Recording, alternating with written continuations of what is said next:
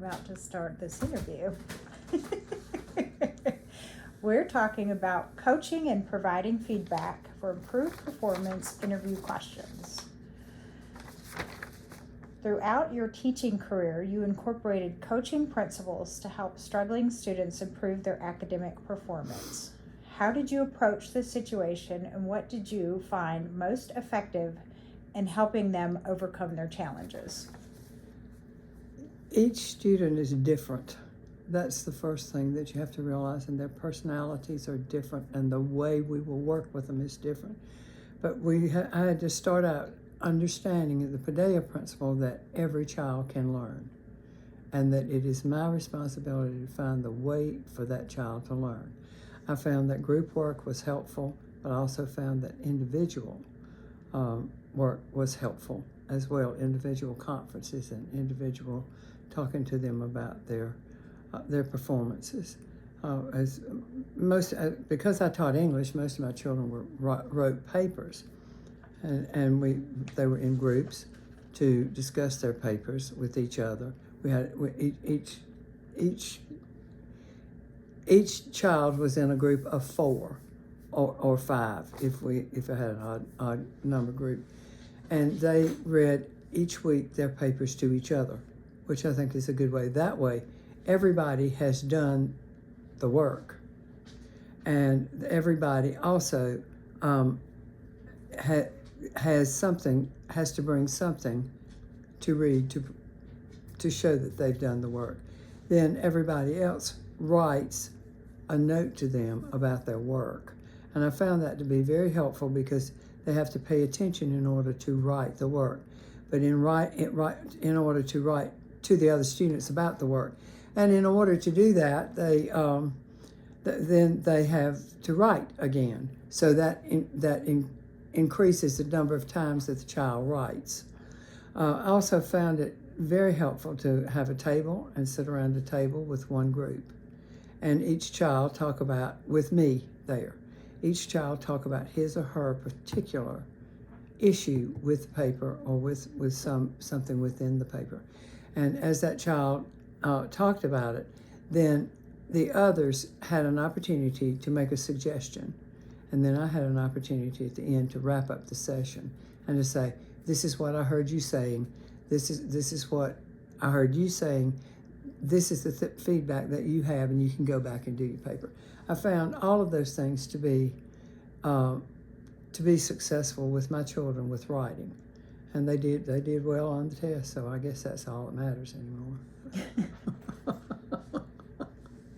I don't know if that's all that matters, but it sounded like you helped them improve their academic performance, so that's what matters, and as long as they feel good at the end of the day about what they've done. Well, I think it's also important that I sit down on the same level with them, that I'm not standing up in front of the classroom as the authority, but I become one of them. And so, and in that way, we can help each other, and they don't feel like there's somebody grading them. They feel more like a peer. They feel like a peer. And I never use the word grading either. It's reading. You're reading their papers. You're not grading them. I don't have grading doesn't make any sense. So they don't have that big expectation over That's their right. head. That's good. In your experience, there are some big challenges students face when receiving feedback. How can a teacher or coach create a learning environment where feedback is actually seen as a positive tool for growth? Well, again, it's the group and it's the friend. And another thing, and I got this from a guy who taught 2nd grade, and I wish I could remember his name, but I can't. He would have individual conferences with kids, and I think that's important to every once in a while have an individual conference. But I never started after I read this guy's book. I never started off by saying, well, let's look at your paper, anything like that. I started off by saying, how's it going? So you knew what challenges they were facing. And you don't say anything. You don't say, how's it going? Did you have a good day? Yada, yada, yada. You just keep your mouth shut and say, how's it going? And sit there, and the silence will get to the student, and the student will begin to talk. How do you get them to open up other than good or meh. Well, if they say good, I say how. So you ask follow-up questions, and that, You have to that'll help follow. them. Yeah, if they, but then after the first or second one of those, when you say how's it going, they have caught on that you don't care how it's going on the playground. You want to know how it's going with their work. Okay. And so then they begin to talk to you about the work, and then you become more of a colleague, if that makes any sense. And in being a colleague, then we work together. And sometimes I would even say, well, I'm writing this piece myself. And I think it always helps if the teacher is a writer. In the case of school, I'm writing this paper myself, and I'm having trouble with this paragraph right here, and I might just hand it to them and say, do you have any suggestions for me? And that way, they become more of a colleague in writing than a teacher-student situation, which is not ever good, I don't think. I think that's great. That's just me. Well, what do you consider to be the most important qualities to embody for an effective coach to ensure that your coaching and feedback were constructive and led to meaningful improvements? What are the most important qualities to embody? Well, I think going back to questions 1 and 2, I think I have a problem with being the student's friend and being all buddy-buddy with students. I don't think that's a good idea.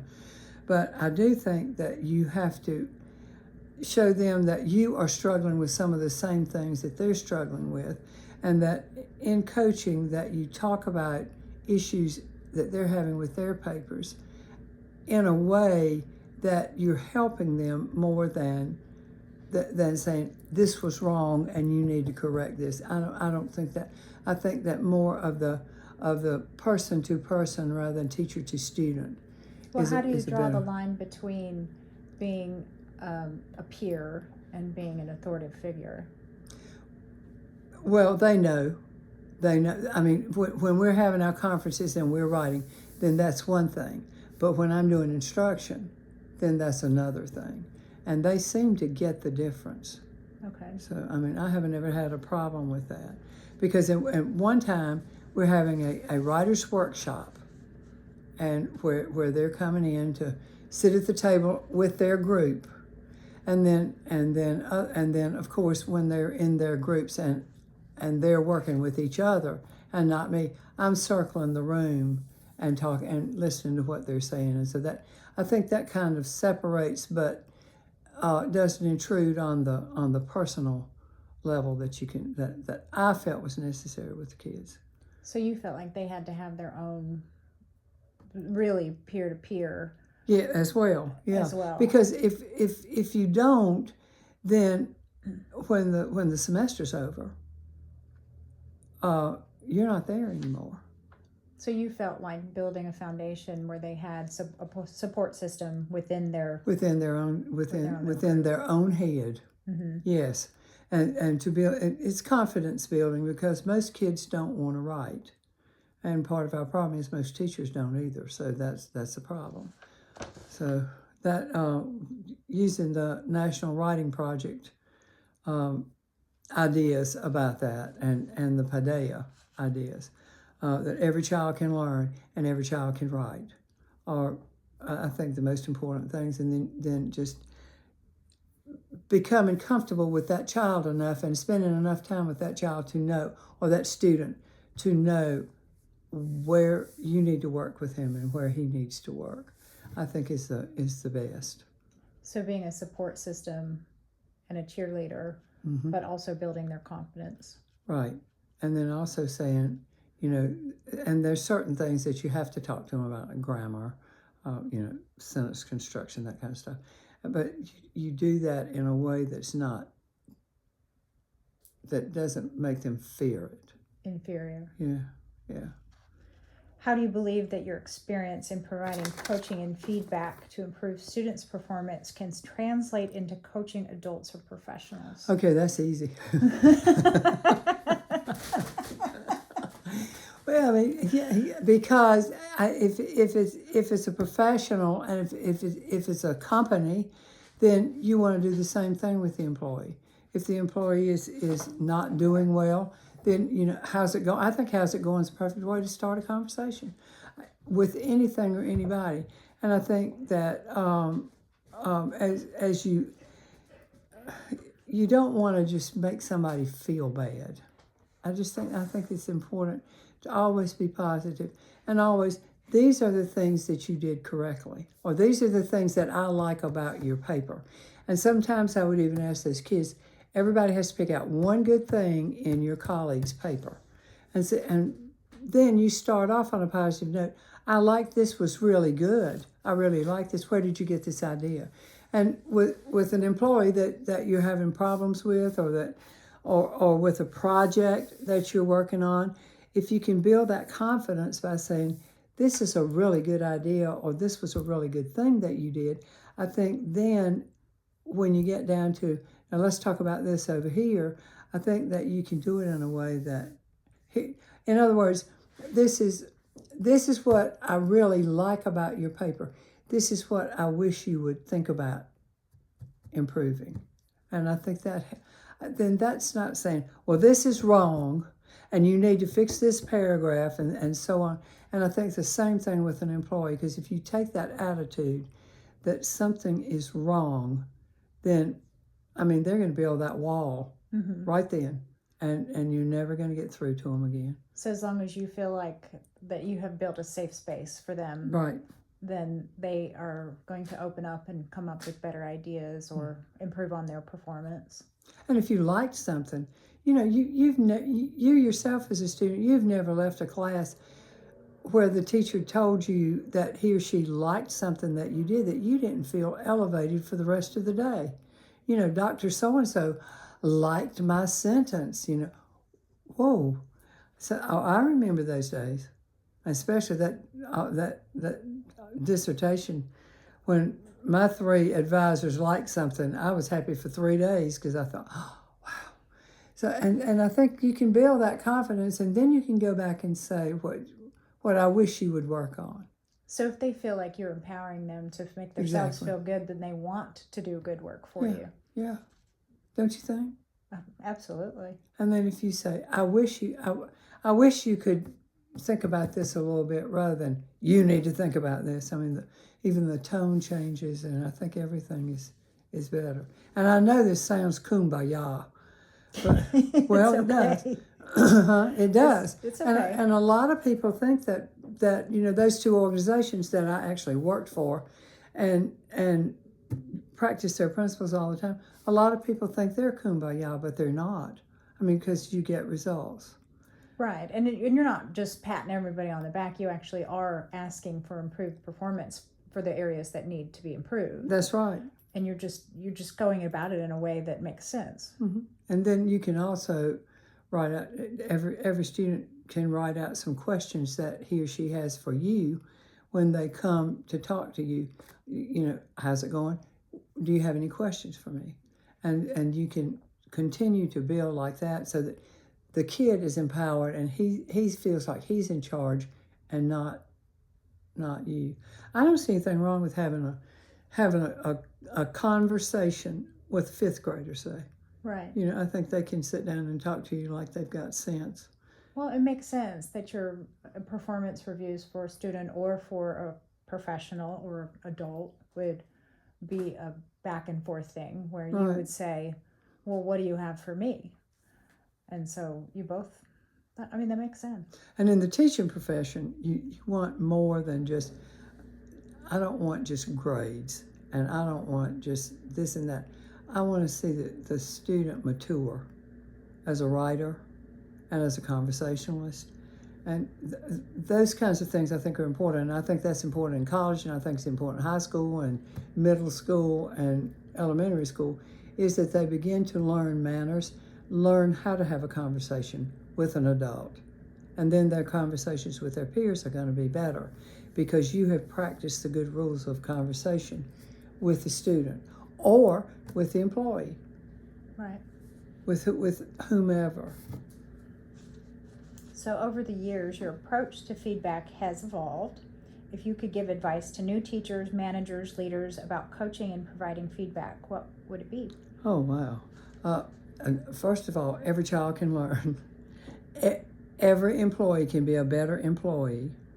And that the most important thing is to treat every one of them not as a number, not as a statistic from the state test or whatever, the personality test you gave in the corporation, but as a human being, as a real honest to goodness human being that's sitting across the table from you. If you treat every one of them like that, I think that the rest of the road is easy.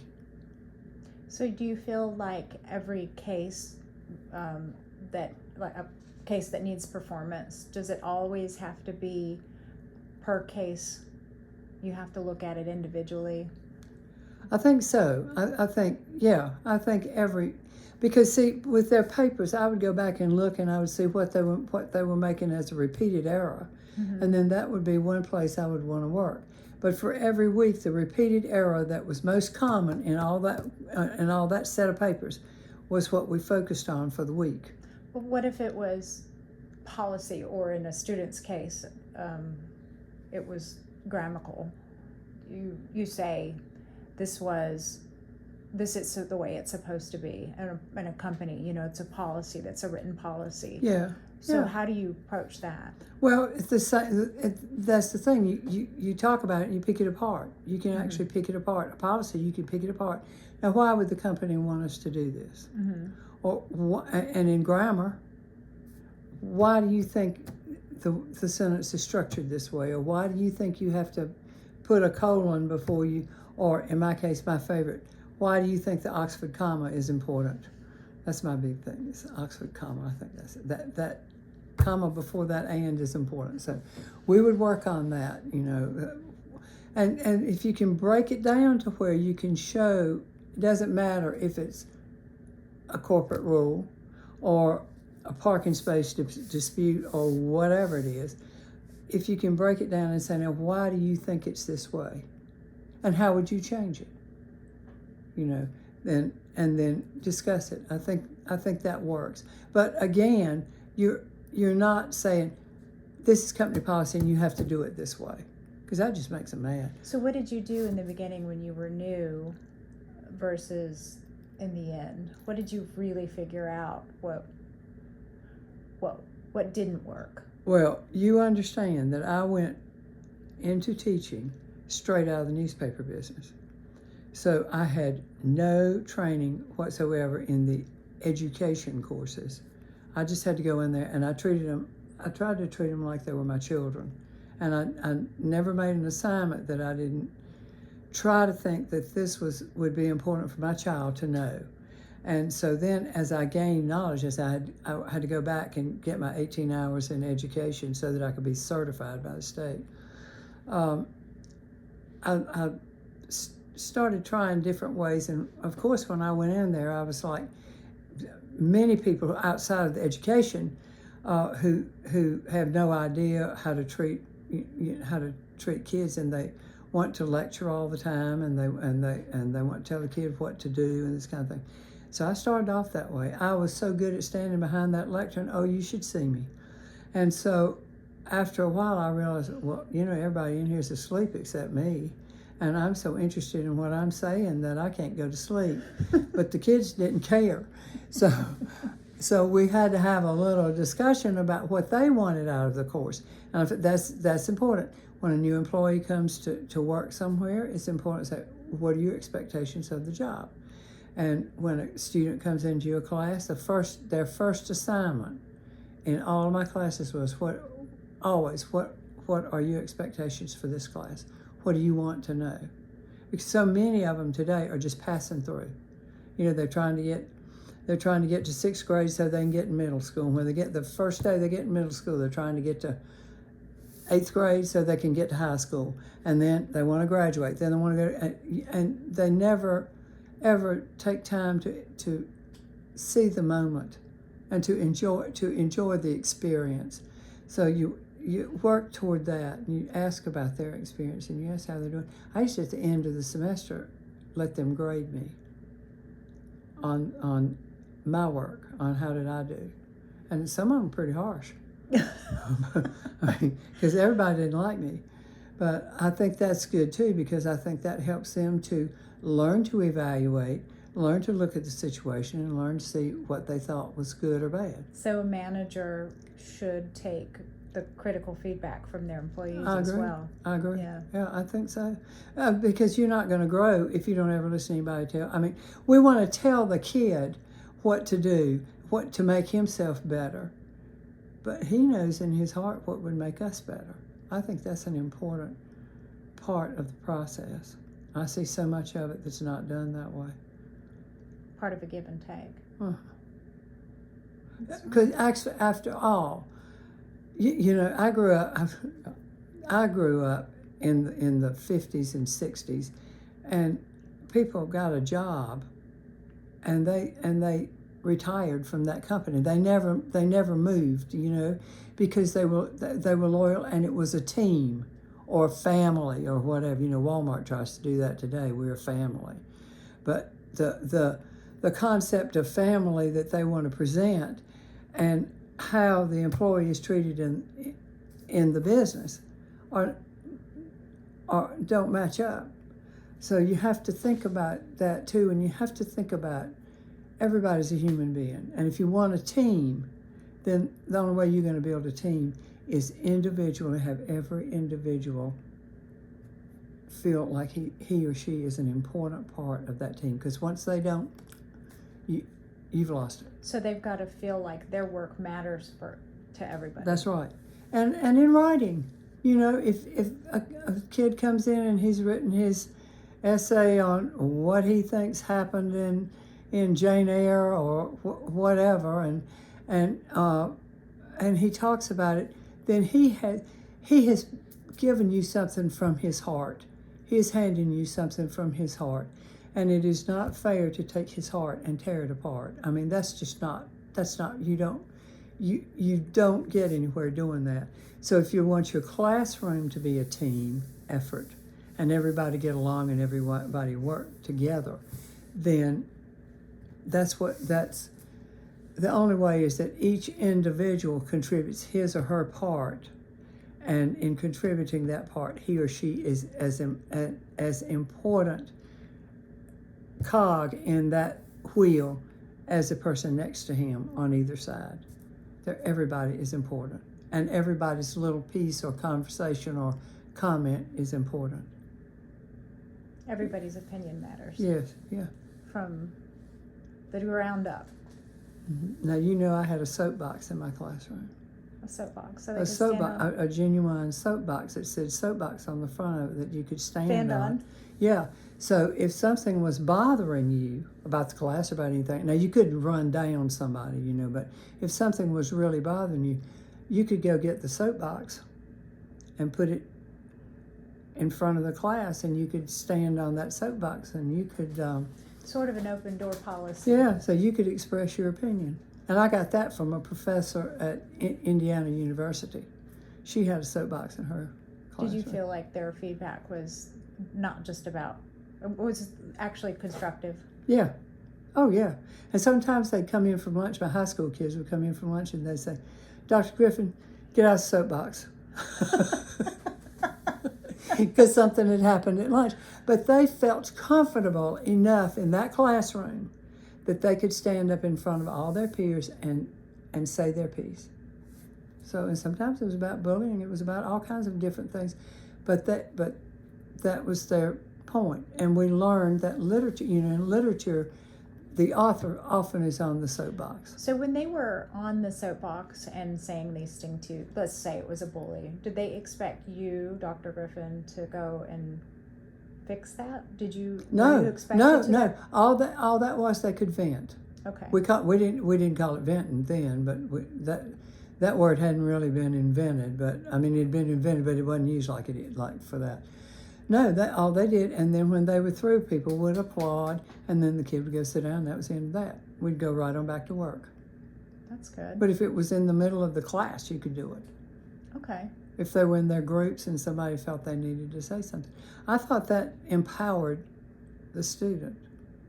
So giving somebody the power to No, express their opinion. And yeah, but in the corporation, in a corporation, you couldn't let them get on a soapbox out in front Well, in a of them. way, you can. I mean, But they there's can have feedback. they can come and talk to you, and if they're comfortable, well, yeah. And a lot of times it made a difference because if it was something important, I could go talk to the dean at the university, or I could go talk to the principal at the high school and say, "This is really bothering this student." So basically, you needed to understand the difference between venting and something that something that needed to be changed. Yeah. But a lot of changes came out of that soapbox. That's good. And when I retired, I sold the soapbox for $75 to another teacher. That's good too. Well, that means that my legacy lives on with the soapbox. I love it. It's good to have a legacy. Uh-huh. But all of these things, it's just being human and not being the boss. And you've seen people who were you probably worked for people who were the boss. I have too. And every day I would think, oh God, I got to go to work with that fool. So I tried my best to employ the principles that I had at the newspaper and in a couple of other jobs in trying to deal with my students, because it's the same thing. Because technically I was the boss, and I held their grade in my hand. But I didn't want to think about it like that. I wanted to think about it as a community, and that we all learn together and work together. That's such an idealist approach. But it's not just idealist. You made it into reality. It seems like you have a lot of people that really appreciate the way that you handled things, and your legacy lives on.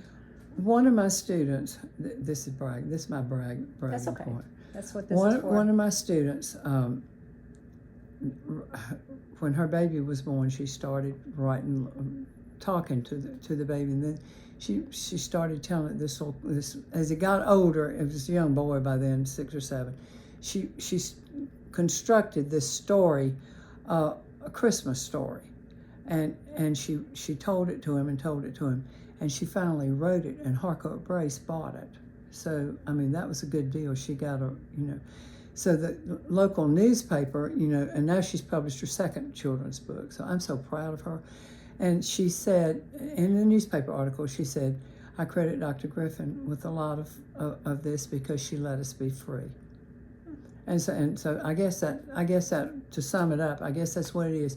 Let be free and be in it together, rather than you up here at the head of the table and everybody else,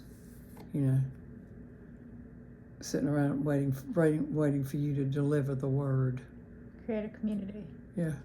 In your classroom or in your workplace. Or in your workplace, yeah. I mean, because it's a team. You're a team.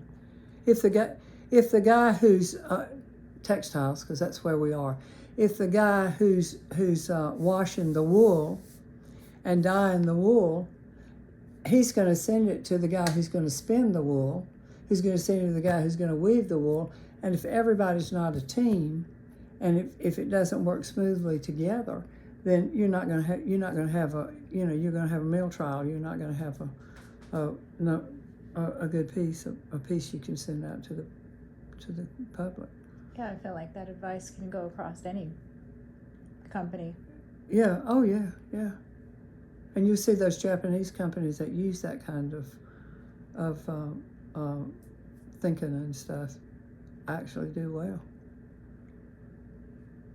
A lot of people do well. Mm-hmm. Well, thank you, Sally. I really appreciate this. Well, thank you. It's been a really great thing to hear and positive. And I've gotten to know you a little bit better. And that was the point. Oh, it was? Okay, good. All right. Thanks so much. Yeah.